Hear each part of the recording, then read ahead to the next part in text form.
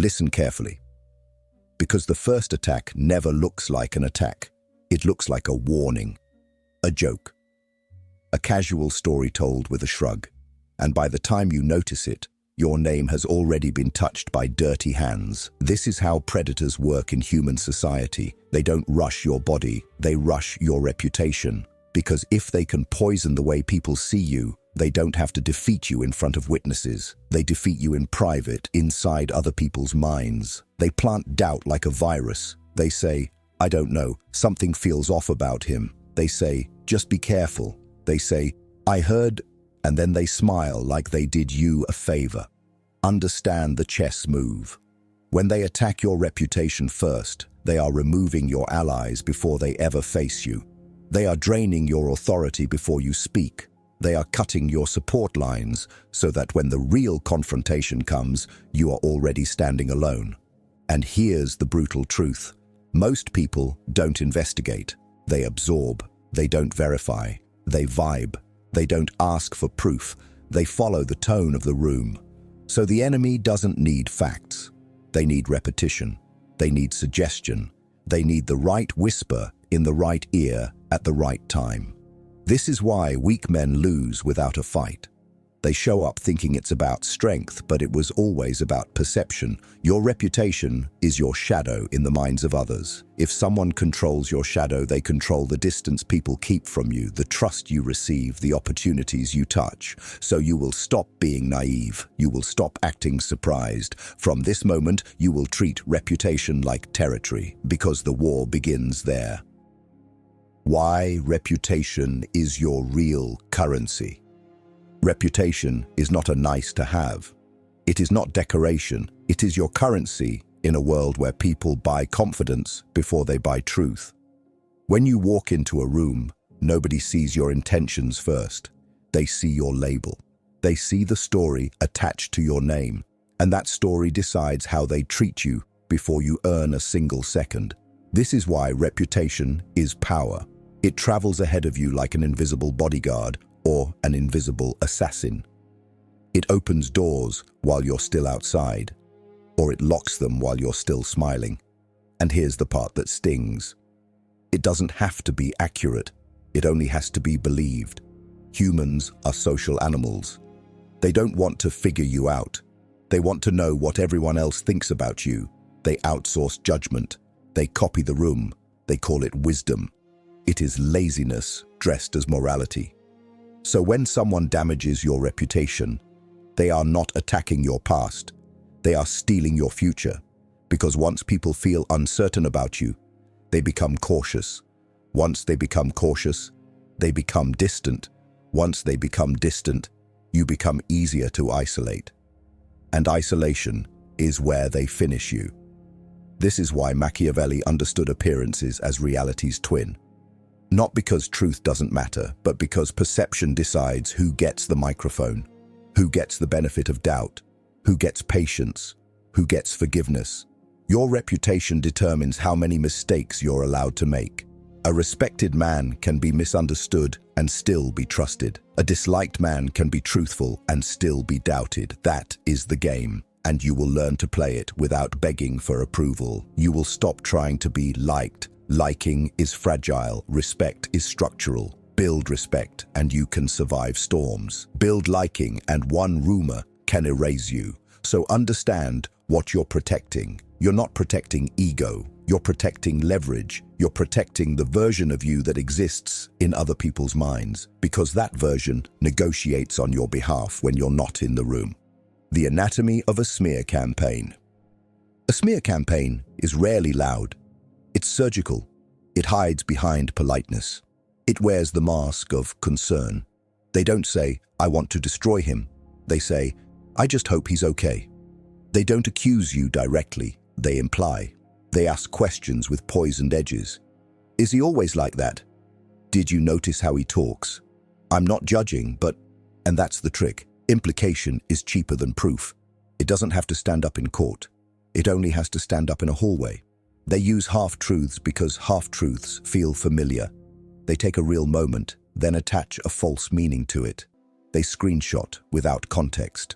They clip one sentence and bury the paragraph that explains it. They take your confidence and label it arrogance. They take your boundaries and label them cruelty. They take your silence and label it guilt. Then they pass it around like currency, because gossip is the poor man's power. Watch the pattern.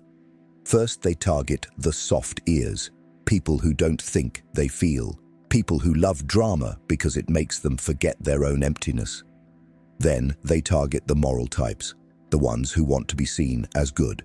They feed them a story that lets them feel righteous while they participate in your downfall. And then they target the practical types, the opportunists, who only ask one question: is it safe to be associated with him? That's why reputation attacks spread fast. They don't need logic. They need fear. They need social risk. They need the idea that supporting you might cost someone something. And notice how they speak. They keep their hands clean.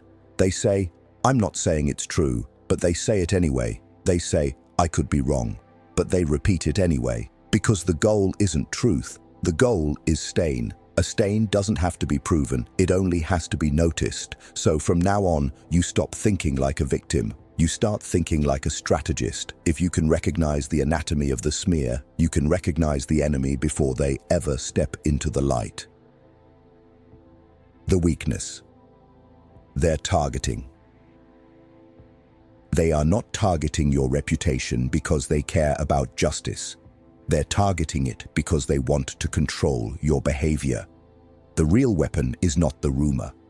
The real weapon is your reaction, because once your name is questioned, most men do the same weak thing. They start performing innocence. They over-explain. They argue with strangers. They write long paragraphs trying to clear things up. They chase every whisper like it's a courtroom, and that's exactly what the enemy wants. They want you on defense. They want you emotional. They want you talking too much, because in public psychology, desperation looks like guilt, and loud self-defense looks like instability. The more you try to convince everyone, the more you confirm that their opinions control you. And the moment people sense you're controlled by their judgment, they respect you less. That's the spiral. That's the trap. Your enemy understands a cold truth. The crowd rarely remembers facts, but it always remembers energy. If you look rattled, you lose. If you look calm, the story struggles to stick. They want you to break your own frame, to abandon your standards, to start begging, to start negotiating your identity. They want you to compromise your boundaries, to prove you're not that guy. They want you to soften your edge so you become safe. And once you become safe, you become disposable. This is why the reputation attack comes first. It's a test. Can they make you flinch? Can they make you chase? Can they make you play by their rules? Because if they can make you reactive in the small war, they can make you controllable in the big war. So understand what you're protecting. You're protecting your composure, your timing, your frame, your ability to act from strategy instead of emotion.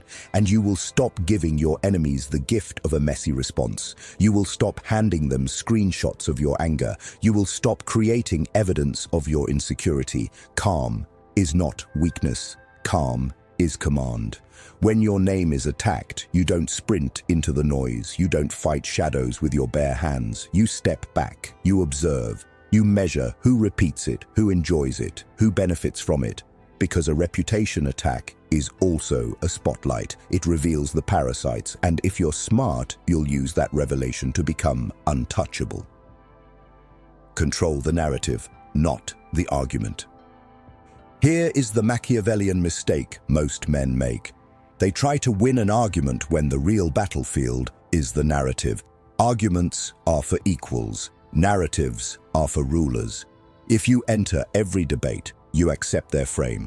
You accept their rules. You accept that you must prove yourself to people who were never qualified to judge you. That is submission disguised as dialogue. When your reputation is attacked, your job is not to chase every lie. Your job is to decide what becomes reality in the minds that matter, because not everyone matters. And the first sign of power is selectivity. So you don't answer everything. You answer strategically. You don't explain your entire life. You deliver one clean statement that sets the frame, then you move. You make the rumor feel small. You make the attackers feel bored. You make the audience feel like you have bigger things to do than wrestle in mud. That alone breaks momentum. Because smear campaigns need oxygen. They need your attention. They need your emotional fuel. Starve them, and they collapse under their own neediness. But understand this. Controlling the narrative isn't lying. It's hierarchy. It's deciding what deserves daylight and what dies in silence. It's choosing the battlefield where you're strongest. If your enemy wants a public screaming match, you refuse. If they want to label you, you relabel yourself through consistent action. If they want to make you look unstable, you become unshakably calm. You don't defend your character, you demonstrate it. Over time, demonstration is heavier than accusation. And if you must respond, you do it with precision. No rant, no drama, no emotional essays. A statement that is short, sharp, and closed. And then consequences behind the scenes. Because the most powerful responses are felt, not performed. Also, learn this. You don't fight rumors with words alone. You fight rumors with alliances, receipts, and reputation assets built long before the attack. That's why you build your name like a fortress when peace exists, so that in war, you don't scramble. You simply stand there while the lies bounce off. Remember, the goal is not to be understood. The goal is to be respected, trusted by the right people, feared by the wrong ones, and impossible to move. Control the narrative. Let them waste their lives arguing. Cold power discipline, silence, timing, and precision. When the smoke starts, your first instinct will be to speak, to correct, to explain, to defend your name like a man trying to stop a fire with his hands.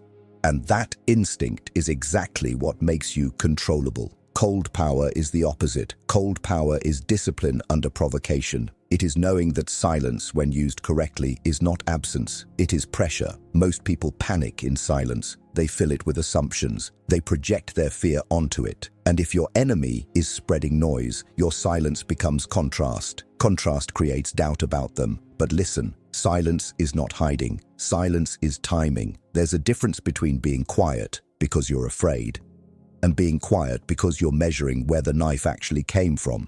The first day of an attack, you watch. Who repeats it with excitement? Who repeats it with concern? Who stays neutral? Who reaches out privately? That map is worth more than any clapback. It tells you who is a friend, who is a follower, and who is a threat wearing a smile. Then you choose your response like a surgeon chooses a cut. Minimal, clean, final. No emotional perfume, no long story, no please understand. You don't beg the crowd to be fair. Crowds aren't fair. Crowds are hungry. You give them one sentence that sets your standard and closes the door. Something that communicates strength without aggression, certainty without drama. And then you move forward as if your mission is bigger than their gossip, because it is. The next weapon is precision. Keep your evidence, your receipts, your proof, but don't throw it like a tantrum. Hold it like a loaded chamber. Most enemies get brave because they think you have nothing. Let them believe it until they step too far. Timing turns proof into impact. Random proof looks defensive. Timed proof looks like authority. And sometimes you don't respond at all publicly. You respond with consequences privately. Access removed, invitations revoked, deals ended, distance enforced. A door that closes so quietly they only notice when they're outside. That's cold power, no speeches, just reality. And remember, the goal isn't to clear your name to everyone. The goal is to remain unshaken in front of the people who matter and unreachable to the people who don't. Your calm is a message. Your restraint is a threat. Your precision is a warning. You are not the kind of man they can push into chaos for entertainment. You don't react on command. You respond by design.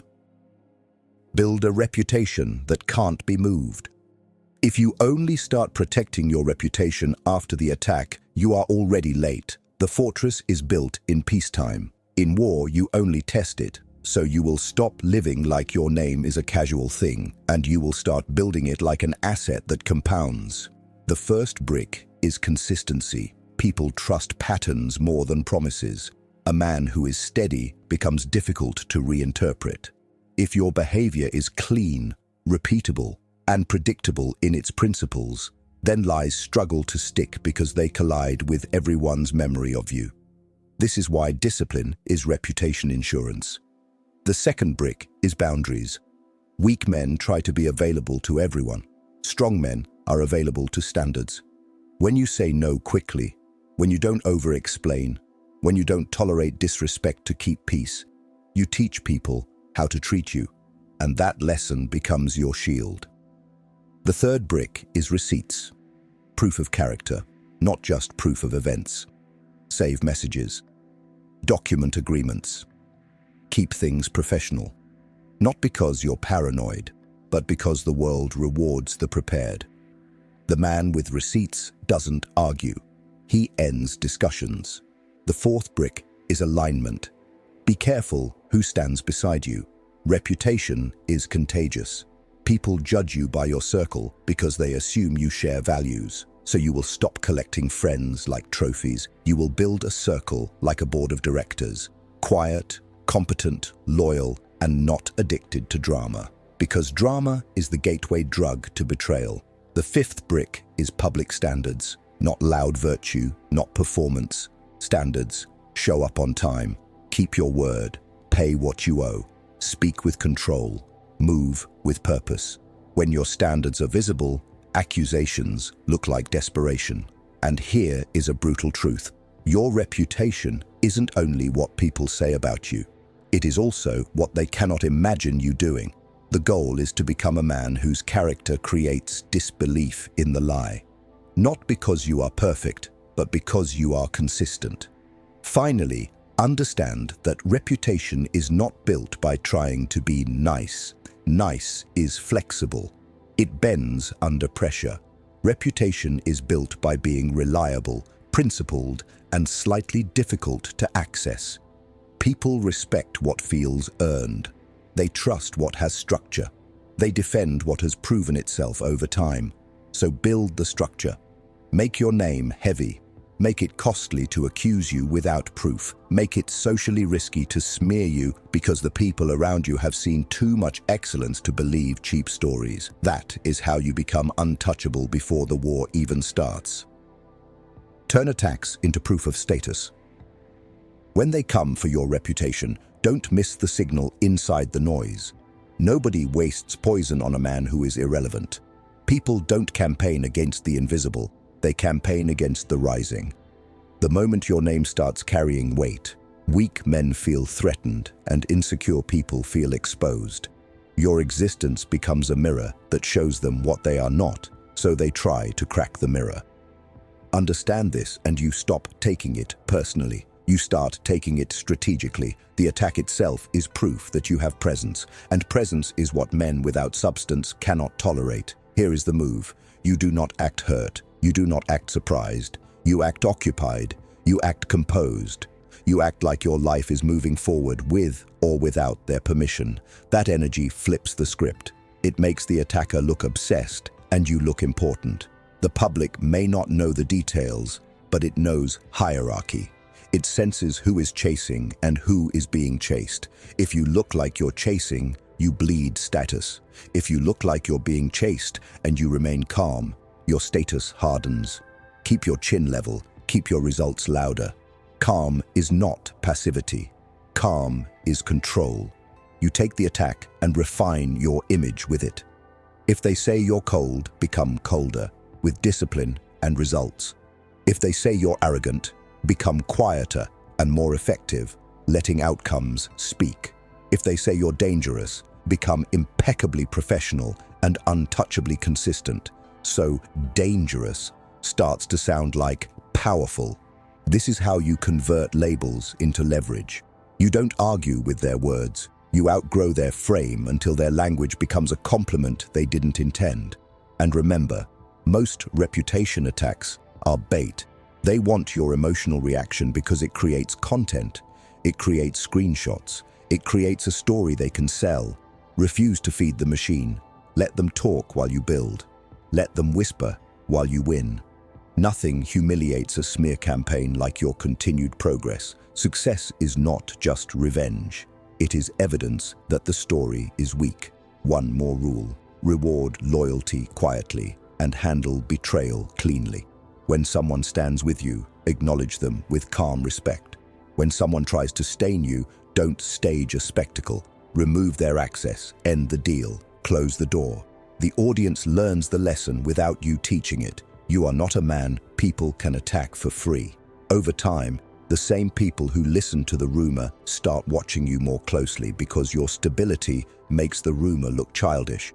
That is the conversion. Their attempt to lower you becomes the spotlight that proves you were above them all along. The counterstrike. Consequences without drama. A powerful man doesn't counterattack with rage. He counterattacks with structure, because rage is entertainment, and entertainment feeds your enemy. Structure is consequence, and consequence teaches the room. When someone tries to damage your name, the first question is not, how do I hurt them back? The first question is, what outcome do I want? Do you want silence? Do you want distance? Do you want the behavior to stop? Do you want to protect a relationship that matters? Or do you want to cut a parasite out of your environment forever?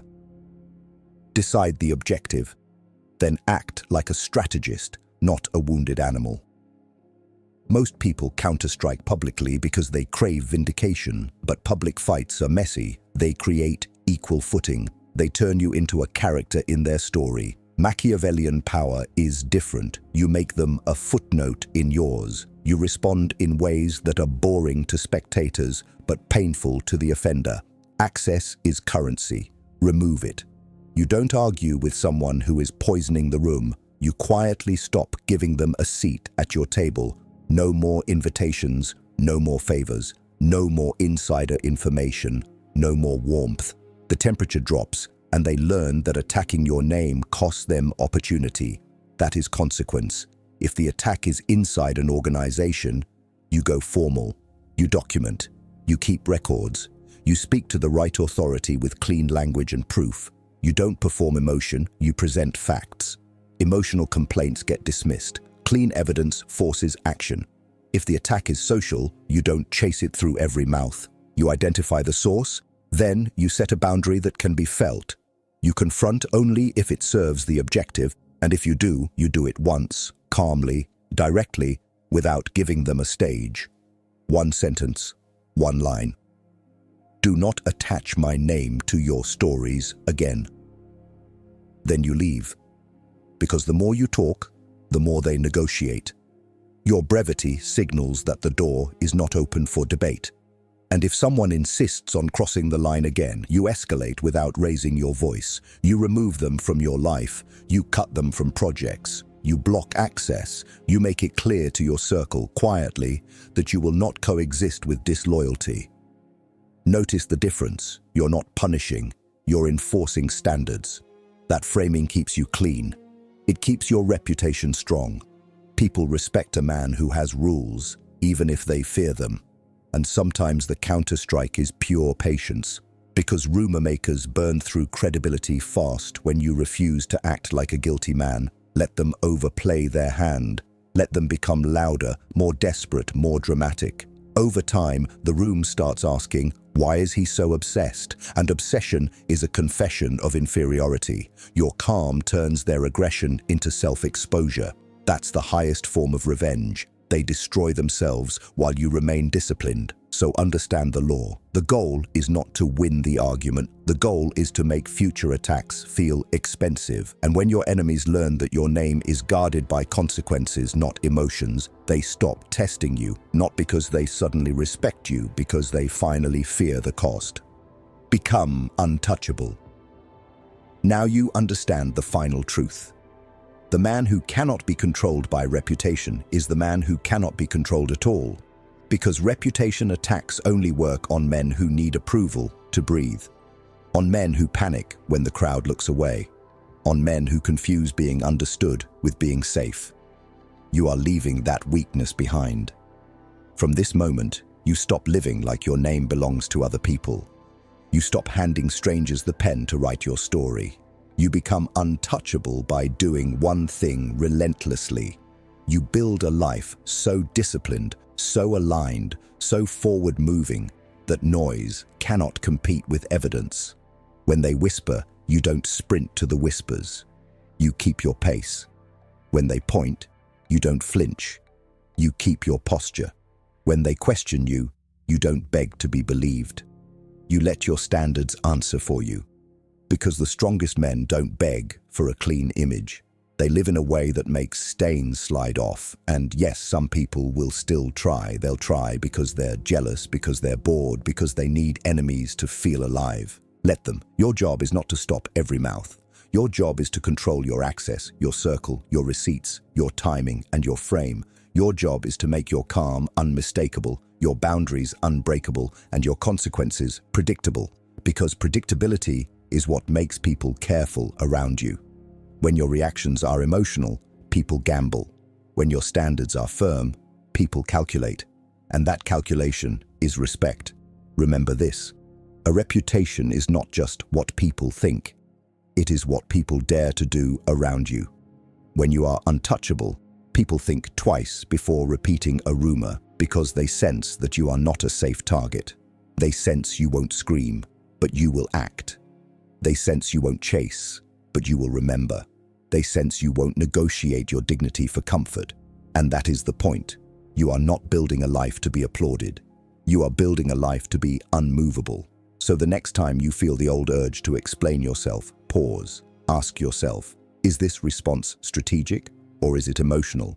Is this truth necessary or is this ego hungry? Is this battle worth daylight or should it die in silence? That pause will save your name more than 1,000 speeches. And if you've made it this far, I want you to seal this mindset publicly. Comment this phrase below exactly as your vow. My name is not yours to touch. Let the world see you choose discipline over panic, power over pleading, silence over noise. And if this hits something real in you, like the video, subscribe and turn on notifications, because we're not building popularity here. We're building a man they can't move.